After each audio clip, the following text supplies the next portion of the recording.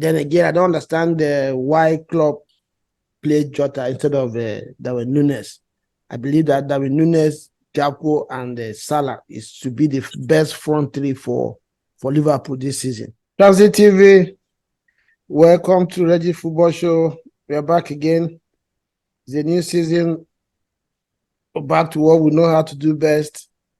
In this channel, we promise to always come up, bring you different dimensions to happenings in the EPL. We are back in the new season. It was very exciting over the weekend, different games, some surprises. The usual suspects came up with their results, and some new signings showed what for the money they were paid for. So there's so much to be talked about in the first weekend of the EPL. We'll have to wait for United to play their game today with Wolves to complete the circle for the first weekend of the season. And we're going to talk about all that. To look at the weekend, we're going to look at 4 games involving the big teams in EPL. Of course, last week before the games, during our preview, we had our prediction, and Tim had our prediction for about 5 games. We'll look at those predictions at the end of the show. Let's see who won this weekend between you and Chima. So to help me look at this today, I have Ugum, my usual suspect, my partner in crime, week in, week out, to look at this one. Chima, the ardent Chelsea fan, the diehard, they never say die Chelsea fan, is here today as well to join us in this one. Look at what happened over the weekend. Chima might be joining us soon as well. We all know back home in Nigeria now is about 2 a.m. or 3 a.m. in the morning. She promised to be here. So we expect to get her soon to join us as well. So guys, welcome to the show. And what's your 2 or 3 lines thought over the weekend, general overview of the EPL? How excited are you with the EPL starting, and were there any surprises? And before you give your thoughts, I want to remind our viewers that you should not forget to subscribe to our channel if you have not done so far, because if you don't do that, you're going to be missing a lot of action in this channel. We're going to bring a lot of fans from different clubs to help us look at dimensions or different perspective to games, to teams, to happenings. There are so many interesting things that are going to happen this season. We can see that already from the first games with the new rules that have been deployed in the league. It promises to be action-packed this season. So subscribe and please share our content as well. There are so many people out there who will benefit from this. We can guarantee you that. So welcome to the show, gentlemen, and let's hear your general overview about the first week of the season. Thanks, Reggie. I think I'll go first. It's a pleasure to be on Transit again. It's been a few shows that I missed out on, but I've been watching the shows, and I encourage everyone watching us to please subscribe, just like Reggie said. Let's keep growing this channel. It's nice to hang out again with Reggie and Chima today. And so delighted that the EPL is back. It's our favorite league. But beyond the EPL, we have the likes of the Bundesliga, Ligue 1, and the Serie A, as well as the La Liga. Everyone is back. It was nice to see Real Madrid play, see Barcelona play, see the likes of Bayern play with some shock results, as well as the EPL. So we are happy to be back, and it's going to be a long, nice, enjoyable season. From the first weekend, we can already see that every team is formidable. I don't think we're going to have any walkovers in the league this year. I mean, when I say the league, I mean the EPL. So it's my pleasure to be here. Let's do what we do. Yeah, Chima. Thank you, our viewers, and welcome, co-analysts. My name is Chima, same diehard Chelsea fan. It was fun getting back to Premier League season. All this while, after early morning Saturday practice, you get home, you just sleep, nothing to keep your mind and your spirit high. But this weekend was nice for me because I was able to, even some of the games that I didn't watch the game on live. I was able to use my recording to watch them, get some bottle, watch and smile. I from the my summary for this season is, when you watch what happened throughout the weekend, you will know that big names don't play football no more. In Premiership, every team can beat any team at any given day. But thank you, viewers, for being here with us one more time. Yes, guys. Thank you for turning up today in the show. So, well, the results are out there. We already know how it transpired over the weekend. Let's look at City and Burnley. Ugu, let me start with you. Was there anything that you found unusual or that struck you most, about that game? Two things that were clear to me. First of all, just like what I noticed in the Charity Shield, City are not champions and treble winners by mistake, right? I noticed again that City are such a hard-working team.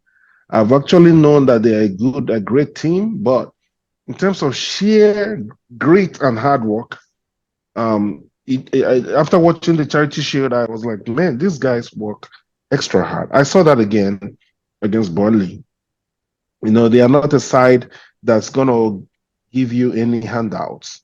They're going to work and put in the work. They will double team, they will triple team. Everybody is chasing their opponent all over the park. And so that's my first observation. Second observation was that City are also, as good and as great as they are, heavily dependent on the goal scoring boots of Mr. Haaland. And rightly so, because the guy, again, is extraterrestrial. He's just incredible. The two chances that he scored to pretty much secure that win for City would have been missed by majority of the strikers and the forwards in the EPL. Only Haaland could have scored that first goal the way he did. Sharp. One chance, puts his leg inside the net. Second goal, one chance, he positioned himself really well. They placed the ball where he wanted it. He slotted it in without giving the keeper or the defenders any chance to even think. Right? Many other forwards will touch it first, hesitate first, and then lose the chance before you know what's going on. But that guy is so clinical. And again, as long as he's fit, no matter what's happening with City, you've got to give them, you've got to make them favorites. As long as that Erling Haaland is on the field, because he can score from nothing. That's my second observation. The third one is that Burnley may escape relegation. From what I saw in the first game, the only problem that they will have that probably may help them may make them not escape is a lack of a potent forward. As for the way that they played against City, they were organized. Everybody knew their roles. I heard that they were only on break for 2 weeks. After 2 weeks after the EPL season ended, Vincent Company was back on the training pitch and asked his players to report. They reported 2 weeks after the EPL. From that time till now, they went on a training, whatever it's called, somewhere else in Europe, training camp. Came back, rested for a few days, went back for another camp. And so he's drilled his players. He knows, being a veteran of the EPL, how challenging the league is. And so I rate Burnley. I saw some good things. I saw a young Nigerian midfielder that's qualified to play for Nigeria, qualified to play for the UK and for Italy. And I think the America as well, United States. So, Nigeria would do well to grab that guy before somebody else gets him. Kole Osho, something like that. He was very dynamic, very skillful, very technical. So, yeah, those are my three observations from the game. Chima, do you have anything? Did anything strike you about that game? Did you watch the game? Yes, I like Ugum said, The only thing, one of the things I discovered in Chelsea, you and I talked about it on Friday, going towards the game, is whenever there's always this champion mentality, in Chelsea, in City. You discover that at the beginning of the game, Bolly was giving them run for the money. But there is that mental toughness in City that made them believe that at the end of the day, we should represent ourselves. If you look at that City's team, you discover that losing their captain, KDB. Losing their De Bruyne. No, the captain that left. Okay, that left. Gundogan. Losing Gundogan and Maris. You can't even feel that such two major players left from that team. The people that came in to take their positions were working at the same rate like these two players that left. So you see that mental toughness. Bolly, on a good day, Bolly would have won some teams the way they started. They started well. But when the pressure got into them so hard, they chickened out. So I'm not gonna sit down here and not give Bolly credit because of the scoreline. If you saw that game the way it started, you will see that Bolly had some chances to. Even there was a ball that I felt was a penalty. That if it were to be given, maybe because that was when City had a go up. If that penalty, that I felt was a penalty, if it were to be given, probably the scoreline might have changed. But City as they are, or the top they're made of, they still maintained pressure, maintained out their mental toughness, and eventually the game became easy for them. So that's what I saw in them. Yeah, for me, kind of disagree with Ugum a little bit on Burnley, but on City, of course, we know the obvious about that team, but it looks like, and I also disagree with him a little bit, they are missing Gundogan because it was very easy for Burnley to play through City's midfield because they had only Rodri in that midfield. In the formation, when they were starting, JDB was supposed to play next to Rodri, but of course, we know when the game started, actually, it was Bernardo Silva that was playing deeper while KDB was deployed on the right side of the midfield. And for a lot of time, especially in the first half, Burnley was, going through that midfield and had a lot of chances to finish, but they were very poor in the final third, which made City before City scored their goal, Burnley actually had a chance. Then after that goal too, they created a lot of chances. Of course, we know Haaland, once you give him one chance, he will take it. So why I disagree with Burnley is, I know company wants Burnley to play in certain way. Being a student of Pep Guardiola, he has changed how Burnley used to play football. But you should understand that this is EPL. I don't know if he can play that way all through the season. For me, his priority should be to keep Burnley in the division first. Then by second season, he can start to implement certain things. If he's going to go all through the season, for him to have the audacity, the what surprised me that they had the audacity to play City and expansive football. That one was a big surprise for me, but I don't think it's the right way to go because he needs to find a way to keep the team in the division first. Then you can start to work. I remember when Bournemouth first came to EPL, they tried to do that and then went back to the championship. Fulham did it 2 seasons ago with, I think it was Parker, that was their coach. He was defiant in making Fulham play the kind of football that teams like Arsenal, City, Liverpool play, and they suffered it. Went back on relegation and came back again. So I think Burnley should learn from that. The company has been in EPL for a long time now. You should know how tough this league is. No matter how good or how exciting that Burnley team looks, like Ugum said, they don't have the quality finisher that some of these big teams have. So when you go that way, you try to contend the team first, then find opportunities in maybe encounters, the dead balls, and just like what happened with Arsenal and Nottingham Forest. It looked like Arsenal was going to run away the 200 goals in that game, but eventually we all know how it ended. So for me, City did what they know how to do best, but I feel that team this season is a season that any other serious team can take the title away from City because of the exodus of players that have left. They're going to sign new players, we know, but nobody knows how well those players are going to perform because usually Pep Guardiola brings in players a season or two before letting certain players leave so that they will bed in, understand how he wants them to play. Then when players leave, somebody is already stepping into those shoes. But it looks like they were not very, very prepared this time around for Gundogan's exit and a few other was sitting hearing about Walker. So I think there is going to be cracks on the wall for City this season. So that's what my take on the game between City and Burnley. So that takes us to Arsenal and Nottingham Forest.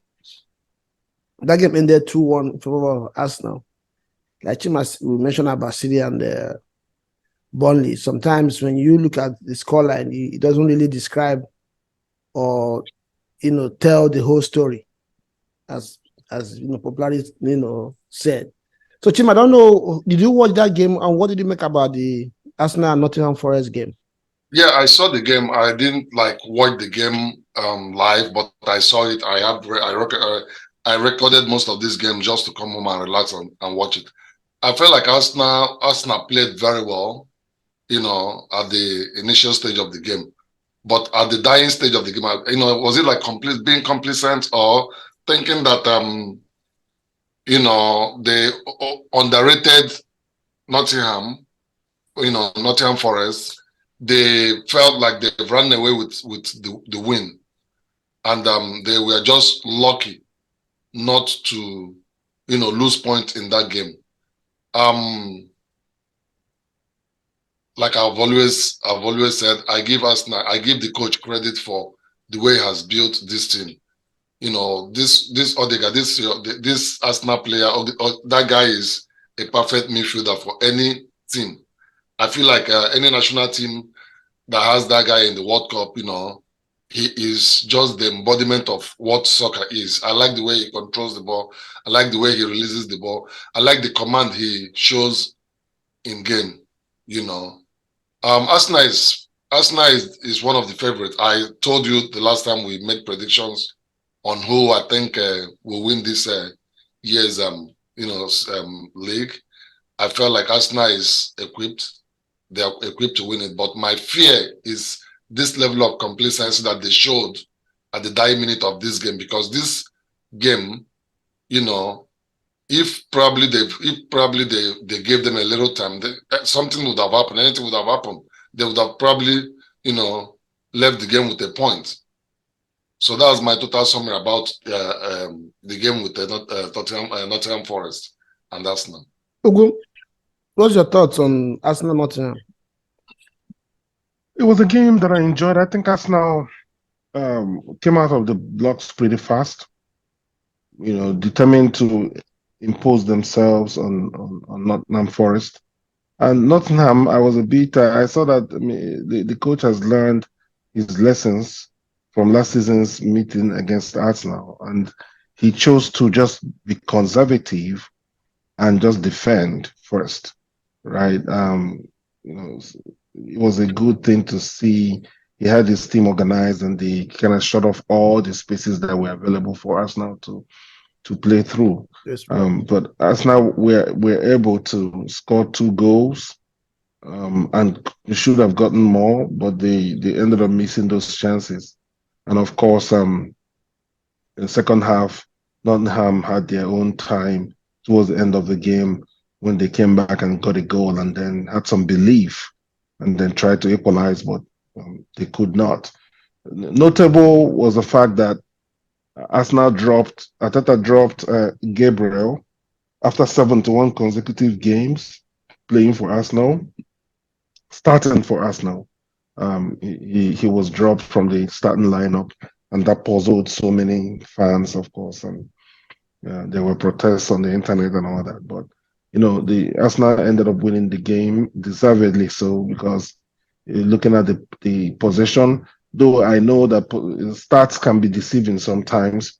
The possession was 78 Wow, 22. 22 in favor of Arsenal percent. So they dominated position, dominated chances, dominated everything. So they deservedly won the game. Yeah, for me, of course, like you said, the game was pretty much one-sided for the last part of of that match. Arsenal was in total control.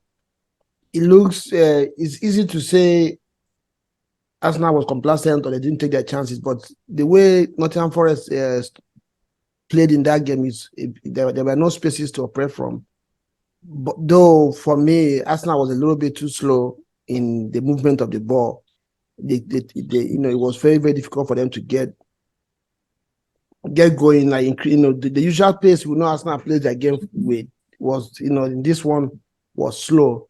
Of course, the hard work and tenacity of Martinelli gave us now the first goal. Then Saka, of course, continued with what he has been doing throughout the summer in the the Europe National League. He scored. It has become his trademark right now. He did it also in the preseason. Yesterday, on Saturday again, he did it at the Nottingham Forest.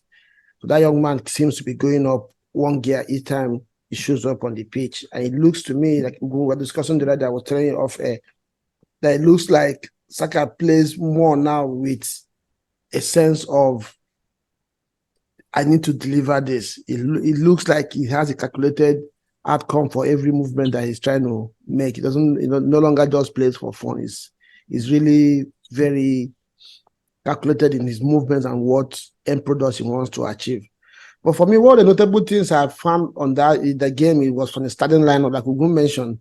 Ateta has always been speaking throughout the summer how he wants the team to be unpredictable, which is the reason why he's signing players that can play multiple positions. So he wants to make it a little bit difficult for opponents to figure out the way the team is going to play or be structured. Last season, for the most part, we always saw Zichenko inverted from the left or left fullback position. So teams seem to have figured that out toward the end of the season. So it looks like Ateta this season is poised to, give opposing managers something to think about before going into any game. And we saw that in the lineup. Thomas Partey started from the right back position, but after 10 or 15 minutes into that game, he moved almost permanently into the DM position, moving Declan Rice from the DM position to the left side of the midfield. He kind of went to almost two at the back, 2-2-4, whatever, in front, and because of the way Burnley was playing. So that's one thing I noticed about Arsenal. And for me, if it's not overthought, it could be an advantage, a tool that Arsenal could use to dismantle teams because you cannot really, before you figure out the way they're playing, he's changing it again based on the quality of the players that they have, Arsenal has on display. So that was, for me, something to be noted about in that game. But another thing that worries me about Arsenal, I know this is the first game of the season. Everybody is saying that nobody is really fully sharp, right? For now. But Arsenal, I saw this happen during the preseason games, and I saw it again on Saturday against Nottingham Forest. Arsenal defense is being caught out easily, especially on counters. The goal that Nottingham Forest scored should never be scored, considered at this level for a team like Arsenal or any other team at that level. This guy runs Elanga ran 72 yards, just to lay off for Awoniyi, who scored against Arsenal last season as well, to tap in. He wasn't closed down, and for me, that goal was he didn't speak well about our defensive capabilities. So that's one thing that I noticed about the game that I think Arsenal needs to work on, because it's happened like against Barcelona. That was the same against the run of play. Barcelona as well scored Arsenal in the preseason, even though Arsenal eventually won that game, but it was exactly the same way. Somebody failed to close them down, and before you know it, the ball was at the back of the net. So it's something I think the team needs to work on, because at this level, if you are a team that wants to go for the title this season, it shouldn't be considering such goals. Last season, Arsenal considered a lot of goals at home, especially. They need to cut down on those goals, and to give themselves a chance if at all they want to go for the title this season. So for me, that's basically my thoughts about the game. It's like Gum said about City. Arsenal as well showed signs of not completely being ready for the season, just like many teams showed. But I mean, the league has started. The good thing is that they went home with the 3 points. But by the next game, I think Arteta needs to prepare this team a little bit better. It should be sharper and ready to go. So for me, that's what I felt about the match. I don't know if anybody has another thought to add to that game. Ugunja, anything we are forgetting? No, for the Arsenal game, no. Yeah. Okay, so I think for me, one of the highlights of the weekend was the game between Chelsea and Liverpool.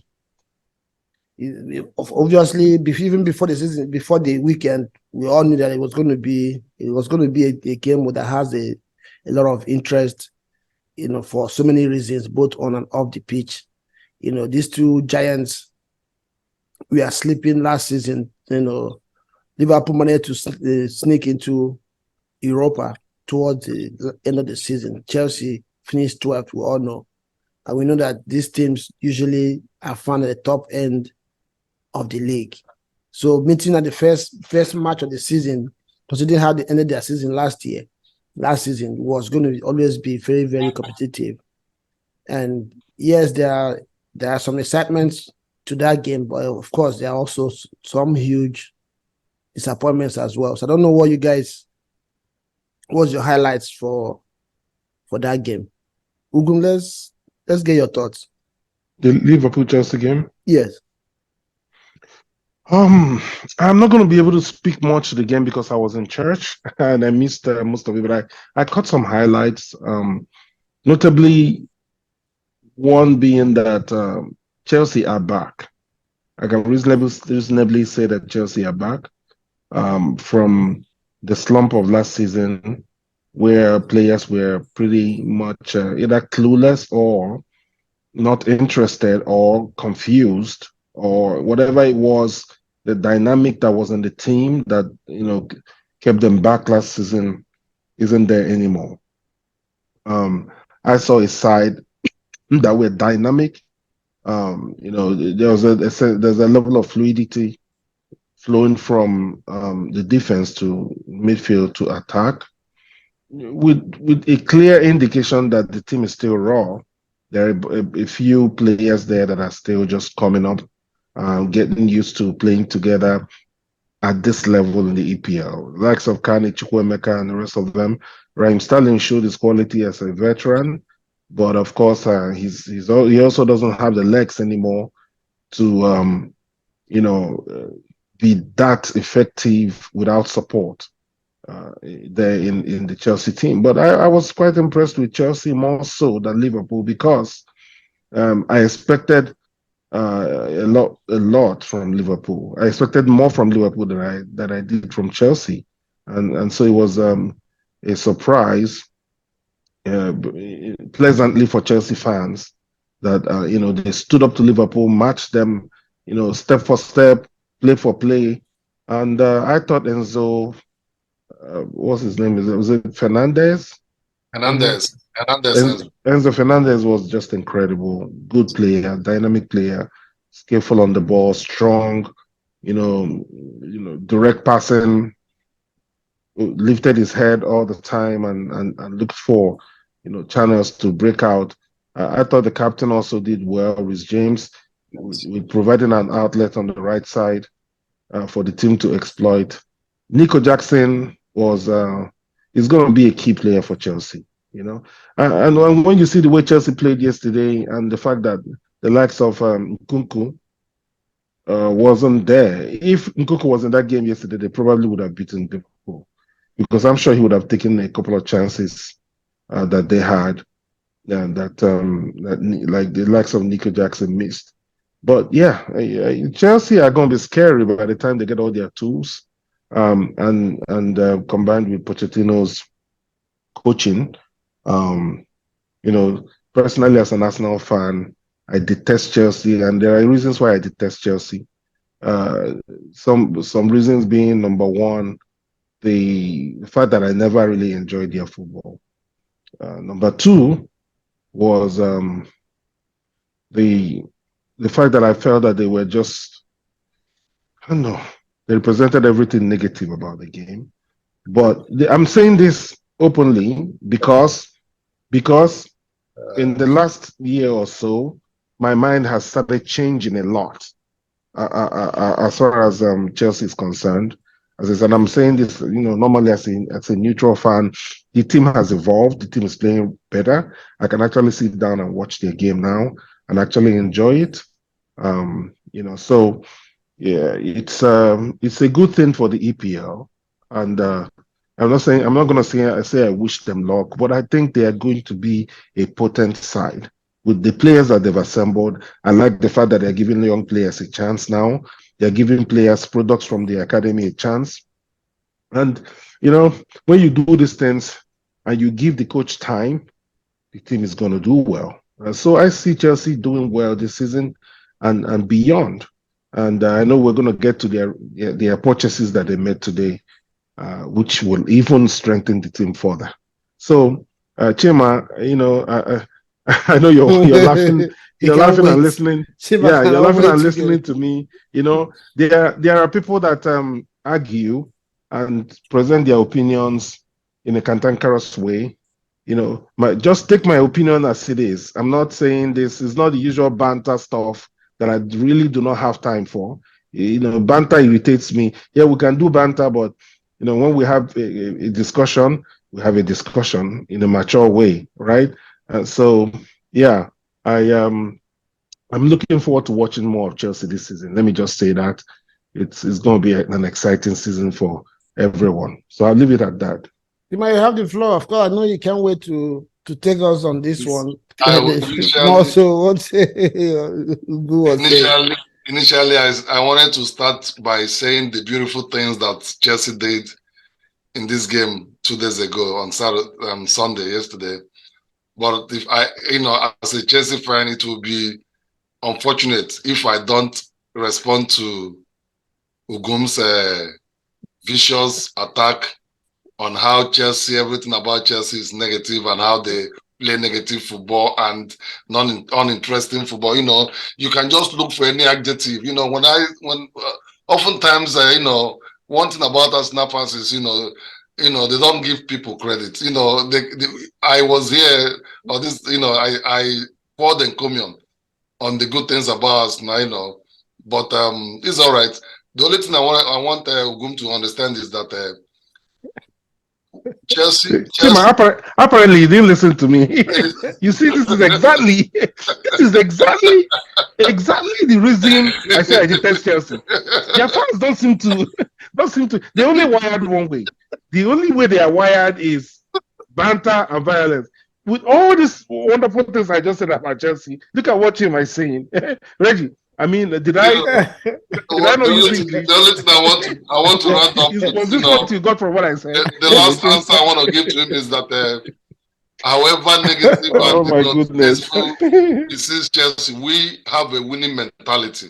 At the end of the day, what can you show? That is one thing about Chelsea. I used to tell people during the Mourinho days, Mourinho will tell you that when you go out there, come home with results. We're not about betting the game of the round leather game. Trying to kiss it and massage it. When we go out as Chelsea fans, we go out and we get results. Be that as it may, let me dive into our game this Saturday. I was highly overwhelmed. In fact, at the beginning of the game, I saw, Liverpool started playing the first 40 minutes of the game, Liverpool had control of the game. But I wasn't shaken because I know that our players came in that game. Most of our players were, they were inexperienced, young, and probably had some respect for that word Liverpool. But immediately they settled into the game. It became a different ball game. I was pleased by our Enzo, Enzo and McAllister of Liverpool. Liverpool. They were more or less fighting for supremacy in the midfield, and I understand. I believe that even a fair-minded Arsenal fan will agree with me that at the end of the day, Enzo was dominant force in that midfield. A lot of Chelsea fans criticized Sterling for his last-minute decision. But after, which I did as the game, which I did after watching the game. But when I rewatched the game 2 times, I discovered why. Because as the game was going on, in my Chelsea forum, we were shouting, remove Sterling, remove Sterling, remove Sterling.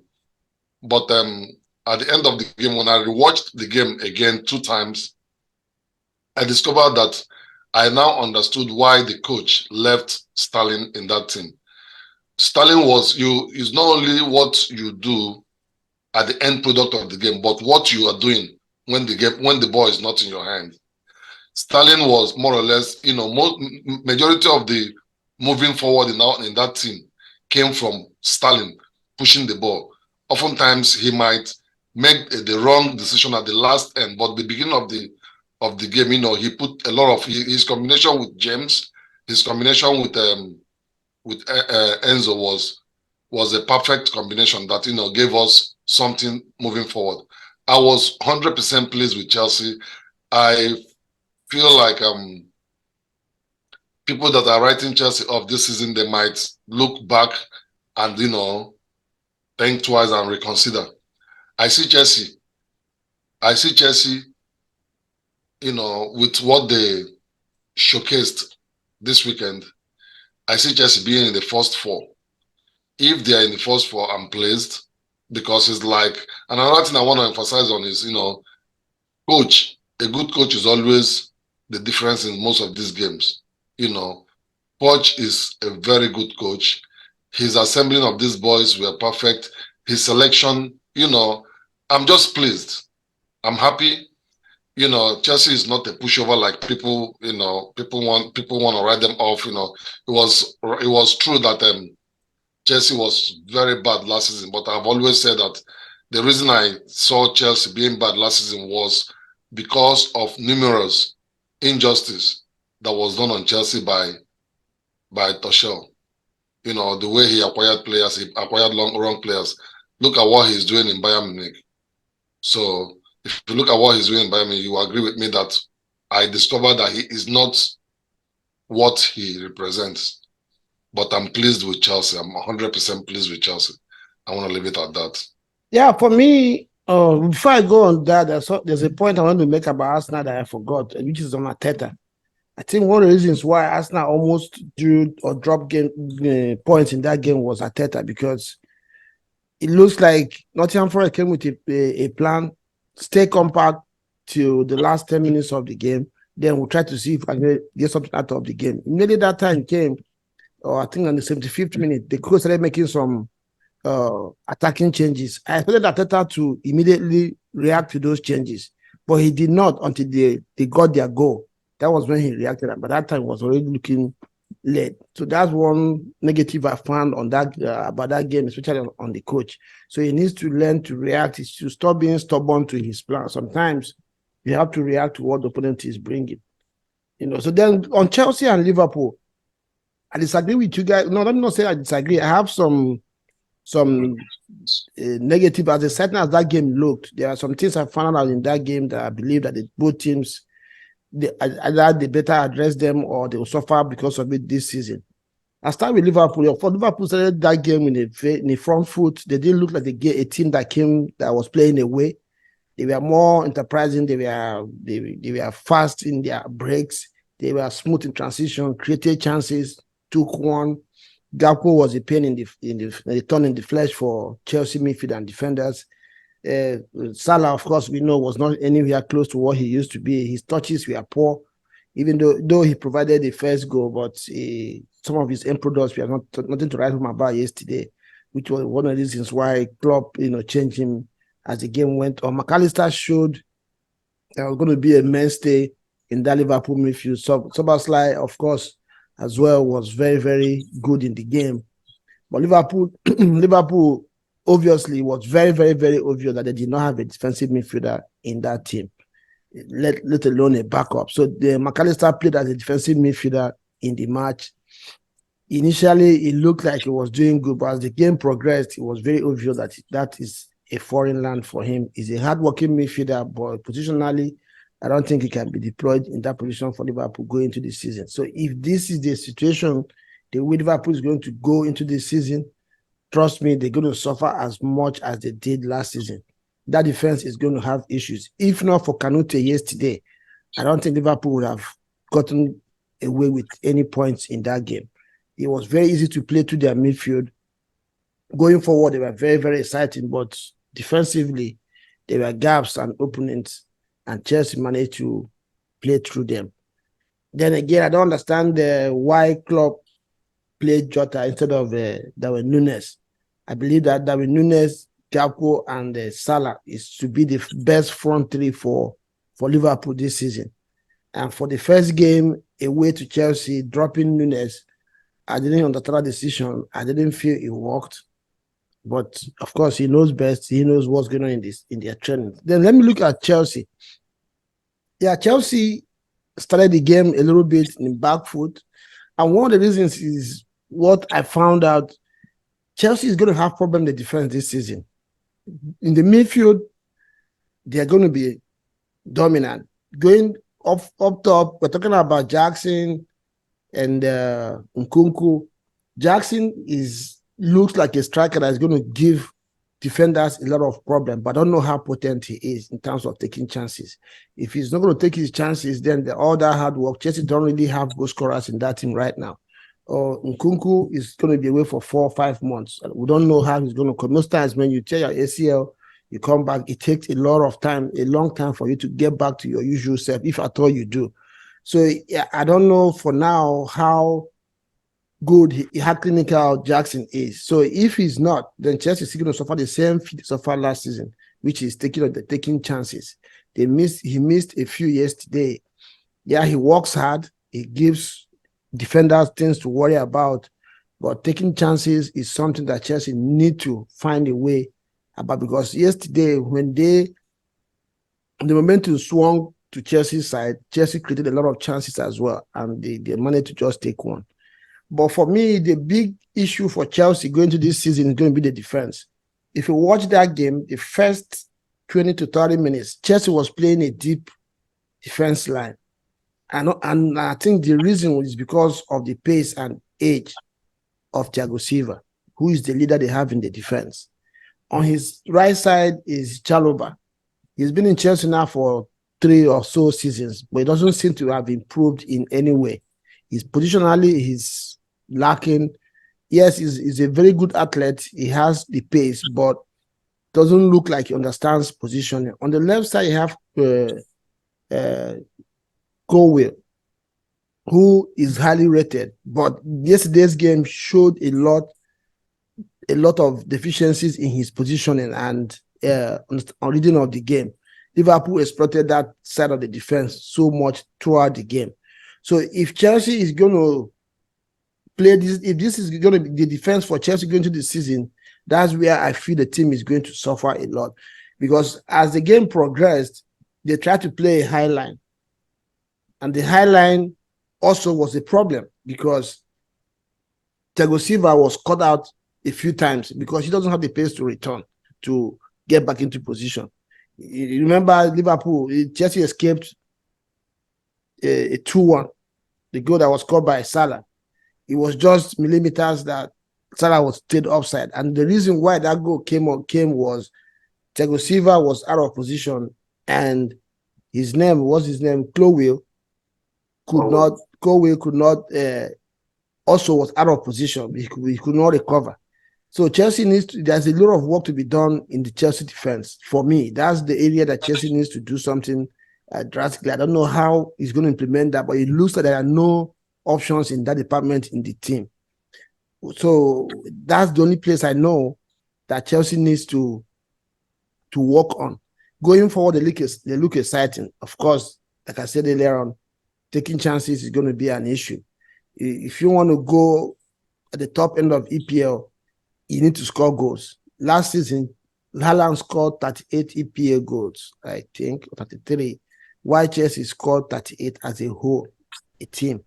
So from what I saw yesterday, though it's still early days, he looked at that trend is still going to continue. And if he does, then there's going to be a big problem for Chelsea making top four again this season. Because if you don't score and you have this kind of defense that you have right now, you will concede goals. And if you concede goals, it's going to be difficult for you to win games. So that, for me, that's what I saw in that game. I believe Pochettino is going to address it. But don't forget, just like 2 seasons ago, one of the reasons, even last season, one of the reasons why people said Arsenal cannot win the league is because they feel that the players lacked experience. So Pochettino has come in, has decided to go with young players. There are 2 things that are going to work against Chelsea this season. Minus what I've just said. The squad is young. They are still learning. They're not that experienced. Secondly, they have not been together. So it takes some time for them to gel. Thirdly, they have a new coach who has come in with a new style of play. So all these things are going to take a little bit of time for it to start, for the team to gel. Obviously, you can see the impact of Pochettino, who I rate very, very, very high. He's going to do well for Chelsea. It looks like it was the right choice. But I want to warn Chelsea fans, don't get carried away with what happened yesterday. That team is still a serious work in progress. It's possible it works out this season, but if it doesn't, I don't think anybody should raise eyebrows. That Chelsea has signed good and exciting young players. It's going to take a little bit of time to get it together. The defense line is a worry. They need to find a way around it. I like the way Rhys James and Chilwell, attack the wings. They create chances for Chelsea as they normally do. But that's just about it. So for me, those are the negatives I found in the 2 teams. Liverpool need to sort out the defensive midfield department because they were very easy to play through by Chelsea in the midfield. For me, Chelsea has issues in their defense. They need to sort that out. And of course, Chelsea fans need to be patient with Pochettino and the team as they try to gel together and they mature together. 2-3 years ago, Arsenal was in this same position. Arteta came, it was the same issue. He tried to get rid of the aging players and went young. So it took 1 or 2 years for this team to get to where they are now, which they are still not where they should be. So I think Chelsea fans should also understand that and be a little bit patient with their team and not set too much expectations for the team. So I don't know if there's anything you guys forgot, to mention. Yeah, just to clarify, in case Chima didn't really hear me well before. Chima, I wasn't trying to run Chelsea down. I just gave you the reasons why I didn't like Chelsea in the first place. And now I said that I'm liking the team now. I'm enjoying the team now. I enjoyed the way they played against Liverpool. I didn't watch the full game. I caught some points of the game and I caught the highlights. And I say you guys have every reason to be excited because of the players that you have and the coach that you have and the way that the team is playing, right? So I'm not one of those that would just because of banter, when you see something, you say the opposite just because it's not your team. I think that the team has every reason to be excited. The fans really have multiple reasons to be excited about their team. Yeah. Yeah.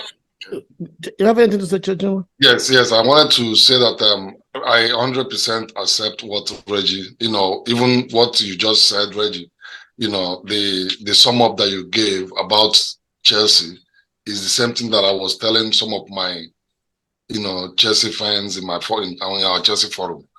We played well, but I still don't know if we have a goal scorer in our Chelsea team because there are you can point few chances that Jackson missed that a real convinced striker, a striker that has conviction, will pull out either a good save from that keeper or score a goal. You know, and if you look at what other options do we have, Sterling. The Sterling is same. not. Yes, he's not even reliable. The only thing that Sterling did in that game yesterday was that he was involved. You can feel like he got involved in most of the activities. Yeah, especially the transition. Yeah, he was very, Yes, very, yes. visible in the transition. The end product Mm-mm. is nothing to write home about, but he got involved. You can just feel like he was working hard. He was trying to put in effort, and I honestly believe that we still need at least two strikers because if you look at Liverpool's attack lineup, you don't need a prophet to tell you that Nunez can stand as a Yes, top yeah. striker. If Gakpo Gab, Gab, can stand as a top striker. Even Diago Jota, Thiago Stand, Jota. Yeah, Jota can stand as Lewis can even stand as a top striker. Even our own Salah.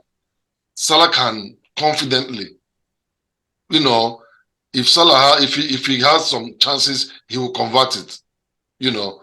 But apart from Jackson, who again we do you don't think? know. No other person, So I honestly believe that Chelsea is working. The only thing again that gave me that consoled me in Chelsea's team is that this ability to have both full our left Wingers. wing players coming to the 18 yards. So at some point you discover that we have 3-4 players in the opponent's defense 18 yards. So if our top striker is not scoring, a defender can score because they are always available. But is that what will carry us to the season? So that's a big question. Yeah, so we moved to United Wolves, which was the last game of this week. United narrowly won that game 1-0 at Old Trafford. I don't know if any of you had time to watch the game today. I did. If you have any thoughts, then before I give my own. I watched the game. I thought Wolves played better, created more chances, better chances than United in transition, right? United pressurized them, but the Wolves had a key player who from what I've seen, is going to be really, really good this season. Matthias Cunha, Brazilian international, surprised me with his strength on the ball, his turns. The guy would drop in, pick up the ball, and rode various challenges over and over and over. United couldn't stop him. He was very impressive. Only problem was after dissipating all that energy from the midfield, he was supposed to be the striker for the team. There was nobody to finish the chances because he will run out of gas with with carrying the ball from the midfield to the top of the 18-yard box. And instead of him being the person to receive that ball to put in the net, he was the person supplying the ball to the wingers. And the wingers were just not putting. Neto wasn't doing it today at all. The same thing with the guy operating from the left flank. So that's what happened. And they couldn't take their chances. United took one chance, and that was it. That's the EPL for you. If you're formidable, these experienced big sides, are big for a reason. You give them chance, they score, and you don't take your own chances. That's an automatic L for you. So yeah, that's what I saw from the game. I think that United, needs still needs some work. It will take some while to to gel with their new players. Their forward didn't play this game. Their new forward, Onana played okay, but Wolves showed better preparation. Now, that young man Gary O'Neill that coached Bournemouth and helped them escape relegation last season is now the coach at Wolves. From what I saw, man, that young man, he knows what he's doing as a coach. If you see the way that Wolves played today, you will see that he's destined for great things in the game if he keeps this trajectory up.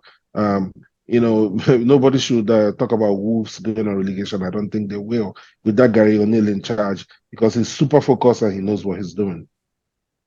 Tima, do you have any thoughts? Did you watch the game? Yes, I saw the game. I agree with Ugum 100%.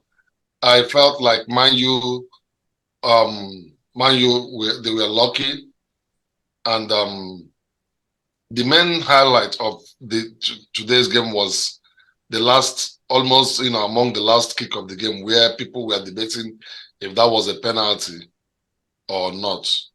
I felt like the referee didn't show courage.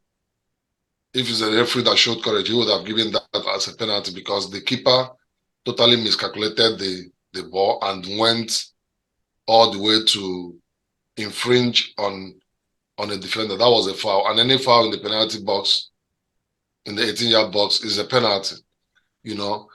Mind you, maybe because of their names, oftentimes you discover that these big teams, they get some leeway, from some of these referees. If it were to be a small team that the keeper did that almost at the tail end of the game, the referee, I believe, would have, summoned the courage to call it what it is, which is a penalty. That's what I think about the game. Yeah, for me, I'll be a little bit detailed on this one. Wolves we are very, very resilient in the game. All through the 90 minutes, they were running, they worked hard, they created chances, they caused United problems all over the pitch, defensively, in the midfield, and in the attack. And they looked exciting, like Ugum mentioned. But where I disagree with Ugum is the same way Wolves has been wasteful in the last 2 seasons. That's exactly what happened today. Wolves has always been a team that creates chances. They are always a team that will give you a run for your money, especially in the wings with Neto, and they used to have what's these guys, and I went to Barcelona in the team. So if they play like this all season, Wolves will be in relegation. But I don't know if you mentioned something about their striker. If he wants to score goals, he should stay as a striker. One other player that picked very well out of Wolves that worked very hard today and played very good was Lamela. Lamela was a very big force in the midfield. He won his duels. He fought United players as he needed to. And they were first to all first and second balls. They were winning their duels and did well. But Wolves, again, like I said about Chelsea, they need to figure out how to score goals. This has been the story of Wolves in the last 2 seasons. They've always been like this. They create chances, but they can't take it. I've watched so many games where we were supposed to run away with 3-0, 4-0 lead, and they end up losing those games 1-0 or 2-1. So that's from Wolves' side. But for United, of course, well, we will say this is the first game of the season. They've had some new additions to the team. Probably they're still adjusting to it. United was nowhere close to what one is expecting them to be going into the season. Though they also showed some resilience because some of the chances that Wolves were not able to take wasn't just because they didn't put it away, but United defensively they were throwing their bodies, to block shots. They defensively, as they had those openings that Wolves created. At the last action, United defenders were ready to throw their bodies, to block shots, which kept them, with not conceding a goal until they got their goal. Then again, I know we and I have spoken so many times. One of the reasons why I never count United out in the league, except they are 10, 15 points behind Arsenal. For me, as an Arsenal fan, there's something about this club that I don't know what it is. I don't know if there's an understanding somewhere by United. One, sometimes they create their own destiny. United, sometimes the way the team plays, no matter how bad they are playing, they always have this mentality that somehow they will find a goal. But there is something between this team and referees and Old Trafford. We have seen so many disgraceful decisions go in favor of United, and this keeps happening in this league. Again, it happened today. That action was showed over and over and over and over again, and somebody in his right thinking mind still looked at those pictures or those motions and still felt that that thing wasn't a penalty. Onana was nowhere close. In fact, another thing that we know the EPA have looked at so many times is how bad the action impacts the safety of the player. Onana would have taken that defender, that Wolves player. As a matter of fact, two of them at the same time. He was nowhere close to the ball, and he clattered this guy in the air, blacked him out, and still the penalty was not given. And this thing is synonymous with United. They always get away with this kind of decisions, which is for me is a worry. I don't, they worked hard to keep a clean sheet, but that action right there for me was a clear. He didn't need VAR to intervene. The referee was right there in the action, and he saw what happened. Then when VAR called, and I'm sure when he was called to go and review the action in the television, the reason was because they felt that there was a penalty. Obviously, he went there for whatever reason. He still felt that he was right in his decision, and he still upheld his decision, which I don't understand. And we have seen this thing happen so many times. This is one of the reasons why a lot of people don't regard EPL or take EPL seriously, EPL referees seriously because of stuff like this. I don't care if it's at Old Trafford or anywhere. The rules are the rules. So let's keep to them. And unfortunately, this time the referee decided to continue in that direction. So for me, that's the way I saw the game today, and that rounded up the weekend for us. So the another thing I want to talk about before we end the show and go to predictions is the new rules that we are implemented going into this weekend. The first one, of course, the timing. From my own point of view, unlike what happened it looks like they have looked at what happened in the Charity Shield and found a different way to implement the addition of time based on times wasted or times or the action was not on during the game. Otherwise, some of the games that I saw with additional 5 minutes, 7 minutes, based on what happened in Charity Shield and mirroring what happened in the World Cup, we should be seeing some 10, 15, 12 minutes addition, but obviously they kept it minimal. Another one that I'm trying to wrap my head again around, and if they continue that way, we're going to see a lot of red cards to managers. I think there is also a clampdown on managers' discipline going into the season. I saw a couple of managers receive yellow card, and some of them came very early in the game. So I don't know if you guys noticed that. I feel if that law or that rule is going to be upheld, a lot of teams, a lot of managers are going to miss games this season. So I don't know what you guys think about these rules. I can tell you that rule about managers is because of Mikel Arteta. Nobody will admit it. They will not say it, but it's because of Mikel Arteta. Mikel Arteta has been marked as a manager that makes noise on the touchline and and argues and calls for yellow cards and all that. So all that stuff is just to because I can't see any other manager in that EPL that they will target that way. He's already gotten the first one. Yellow card, yeah. You keep getting yellow cards. Yeah. They gave Gary O'Neill the yellow card today. Yes. But I think Arteta he does it to the point that sometimes somebody will be like, why, I mean, sometimes you shouldn't at all times show yourself. He shows himself so much, like I'm not, you know that I'm always fair with when it concerns Arsenal and other things. But if you look at other coaches, they can react to themselves. Like Liverpool coach will pump fists and they react, and you will see that his reaction. No, Tim, I don't agree with you on this one.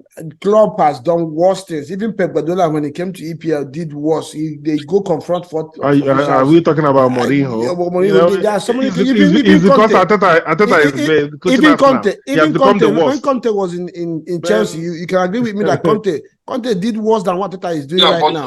Most of those coaches, just watch. Most of those coaches, their reaction is to themselves. Like no.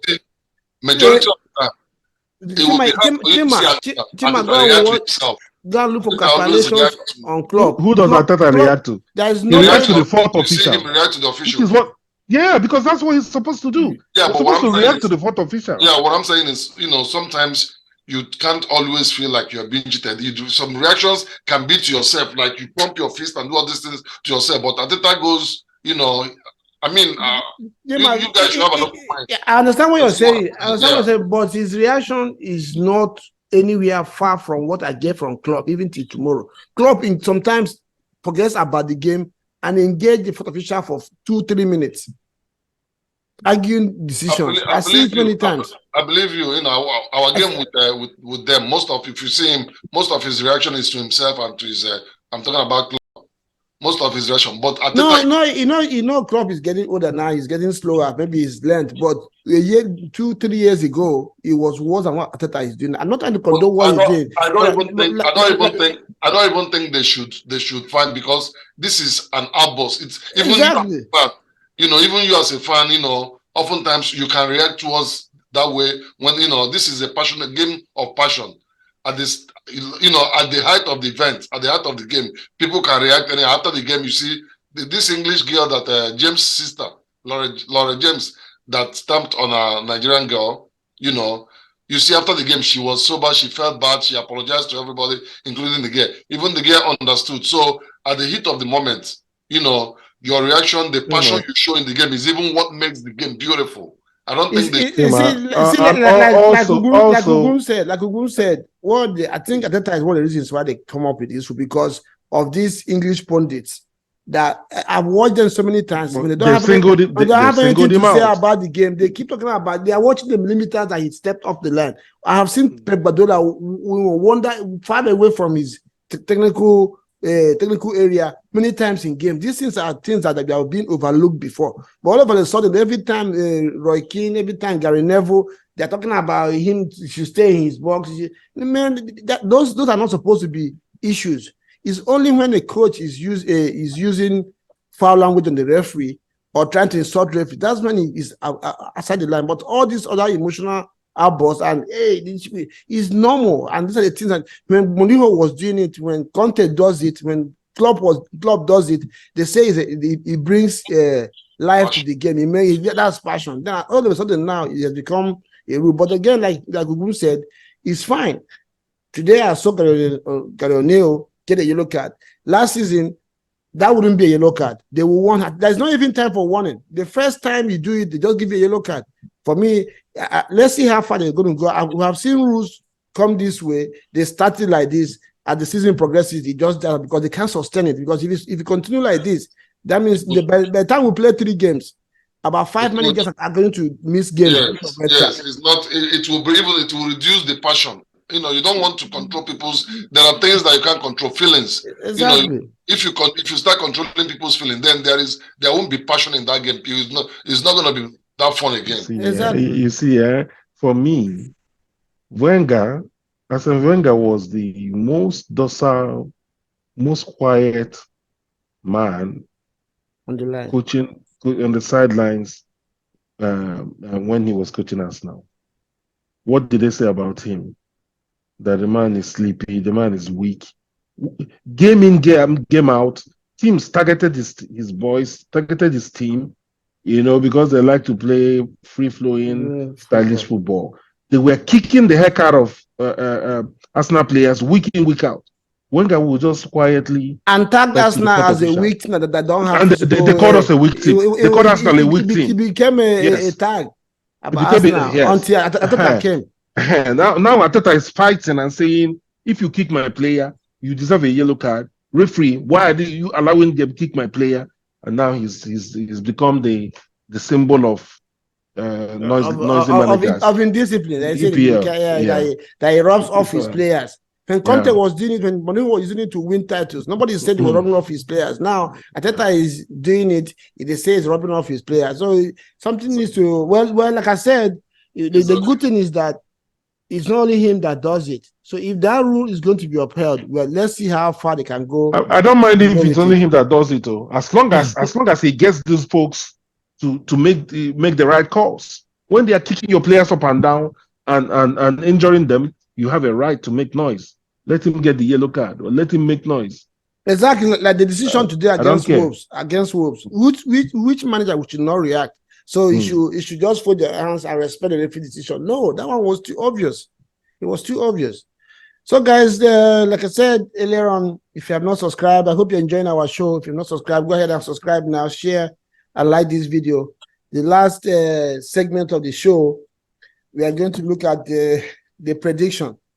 Every weekend, as we preview the games going to the weekend, we're going to select 5 or 6 games, depending on what the fixtures are for the week, and have our predictions.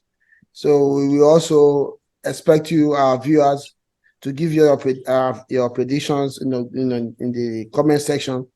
In our preview shows, it should be out every Thursday or latest Friday of the week before the weekend games.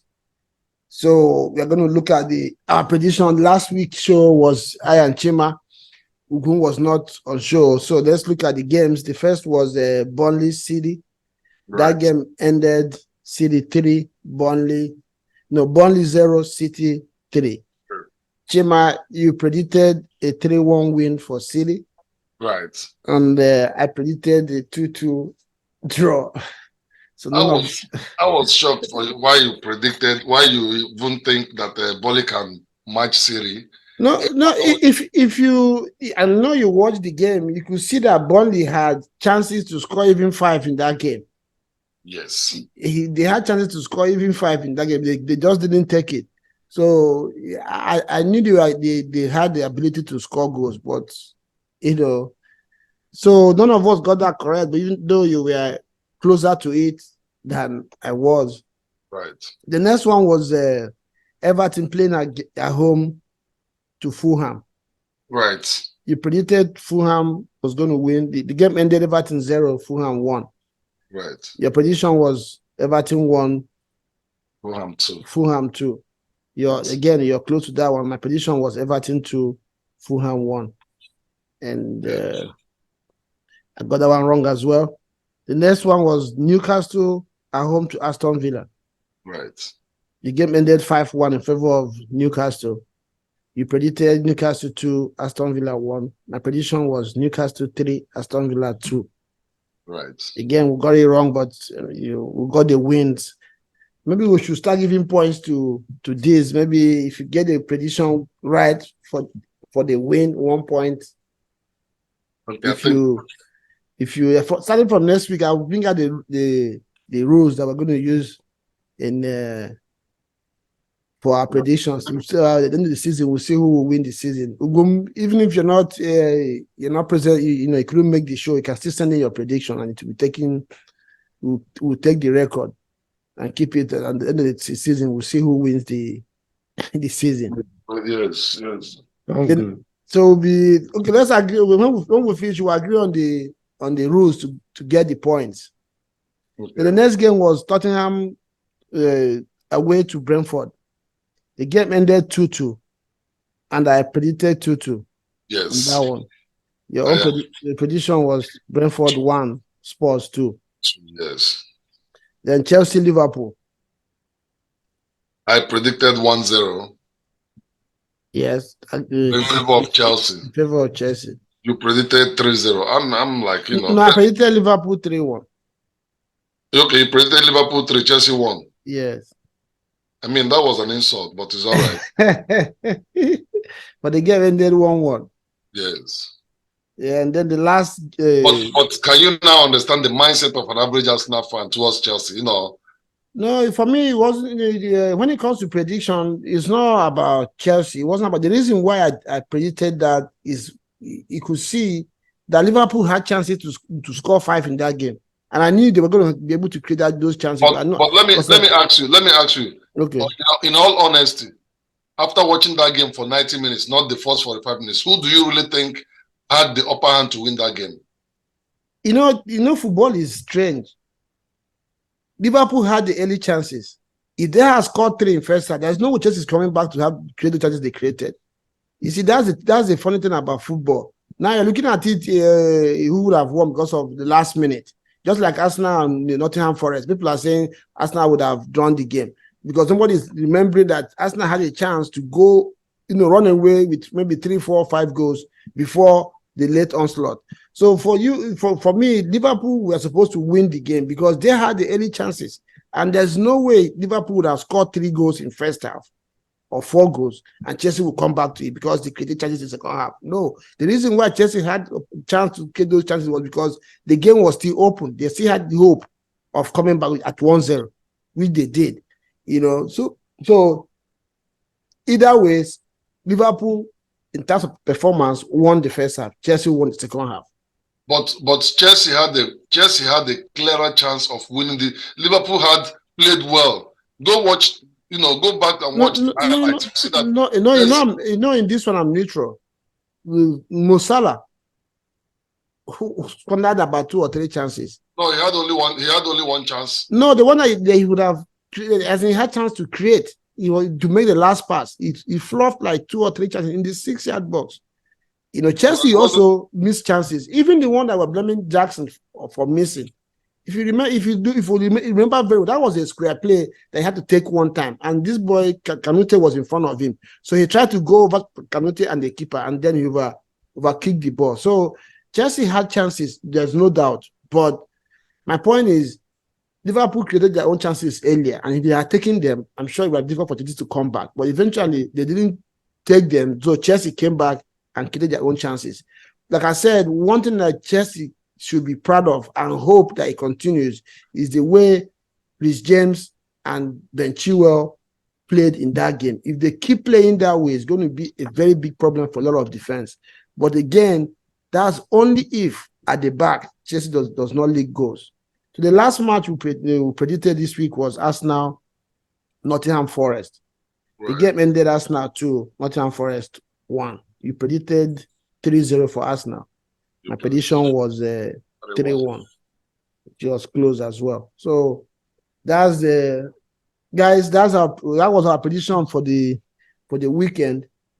So yeah, me and Chima, we did woefully this time. I got one perfectly correct, and some narrow misses. So next weekend we're going to continue this. So guys, let's agree on the rules for prediction. I think you should be taking it 10 games. After each 10 games, we'll see who won the block. Okay, I think 10 games is 2 months, 2.5 months. Yeah. Okay, it's not bad. So if you predict the scoreline correctly, I think it should be 3 points. Yeah. Then if you predict the result correctly, saying who will win, regardless of what the scoreline is, you get 1 point. Yeah. Other than that, 0. Yeah. So from this week,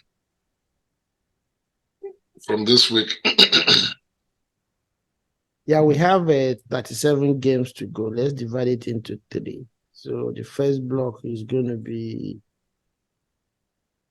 12 games. We're going to have 12, and 13. The block of 12. The last one will be 13. Okay, you want to make it 3 blocks 3 months for the season.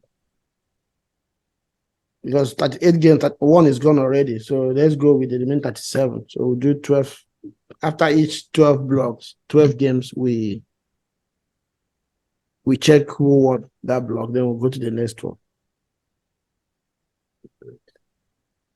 So our viewers, thank you for staying with us on this one. We have gotten off the new season,